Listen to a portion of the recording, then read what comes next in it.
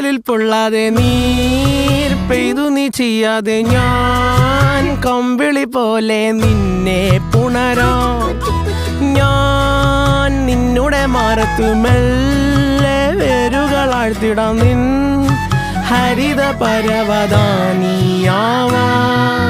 കാലം കൂട്ടുനിന്നില്ലെങ്കിലും എന്നെ പറിച്ചെറിഞ്ഞാലും വീണ്ടും പടർന്നു കേറിടും ഞാൻ. കാലം കൂട്ടുനിന്നില്ലെങ്കിലും എന്നെ പറിച്ചെറിഞ്ഞാലും വീണ്ടും പടർന്നു കേറിടും ഞാൻ.